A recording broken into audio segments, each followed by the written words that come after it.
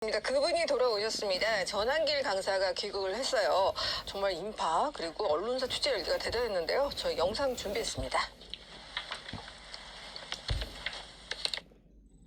윤석열 대통령 재련하는 순간 저 역시 또래 많은 당원들이 장동희 대표를 버릴 겁니다. 한동훈이 없었더라면 비상기업 때 그 당시에 가결되지 않았어. 윤석열 대통령 국회에서 탄핵안이 가결되지도 않았을 것입니다. 한동훈이 없었더라면 63대선 조기 대선도 없었을 것입니다.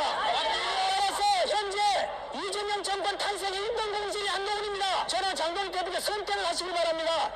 한동훈과 같이 갈지 윤석열 대통령 같이 갈지 분명히 선을 꺼주시기 바라고, 만약에 지방선거라는 명목으로 그 원칙을 버린다면 분명히 저는 장동희 대표로 버립니다. 장동희 대표께서도 국진 지도부가 저를 무슨 들리거나 다 관람하길 바랍니다. 아이고 텐션이 그대로시네. 네. 와.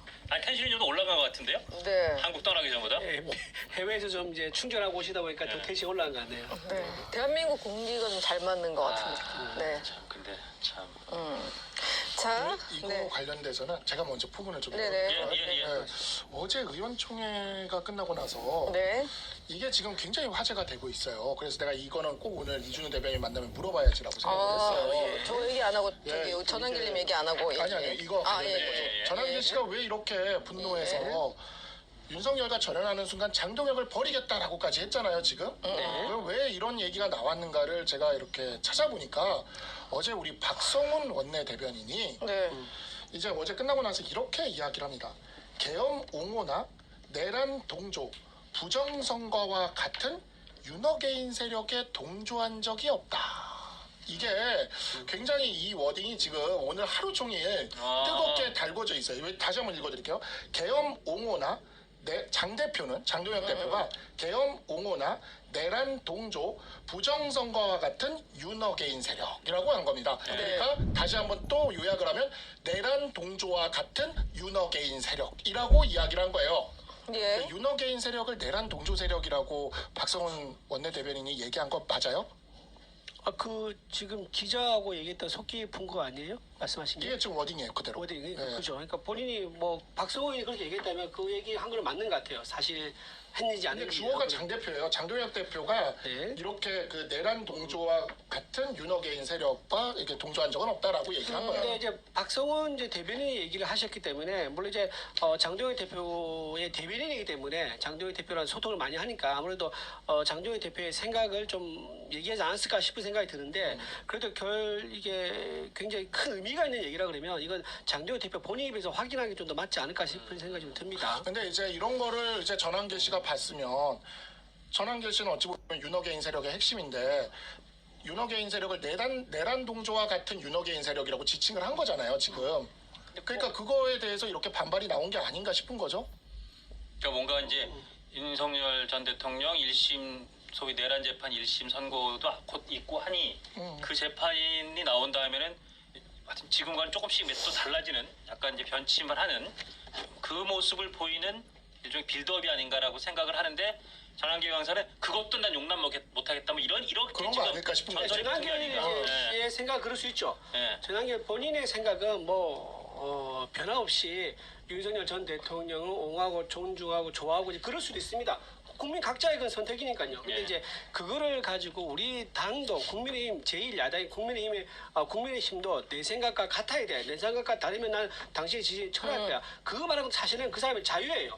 자유고 거기에 대한 책임을 지는 것도 본인 책임인 거죠. 네. 본인이 그렇게 선언했는데 이제 선거를 앞두고 있으면서 장동혁 대표가 1심 윤석열 전 대통령 1심 선고가 나오고 나서 아까 말씀하신 대로 변화가 있을 수 있습니다. 입장에 대한 변화가. 변화가 왔을 때 본인이 거기에 대해서 수긍을 못하면요. 본인은 이제 지금 국민의힘 당원에 아마 가입을 했을 걸로 알고 있는데 본인이 아마 탈당을 암시한 내용이 아닌가 싶어요. 그렇다 그러면 지금 우리 당에서 지금 당원 가입 수가 지금 100만을 넘었고 110만 정도 된다 그러지 않습니까? 예. 그게 의미 있게 빠진다 그러면 그런 그때가 생각해볼 일이지만은 전한길 대표가 지금 저렇게 강하게 얘기하고 있는 것은 아마 자기 자신감으로 보여집니다. 근데 그 실체가 어느 정도 규모일지는 사실 아직 아무도 모르지 않느냐.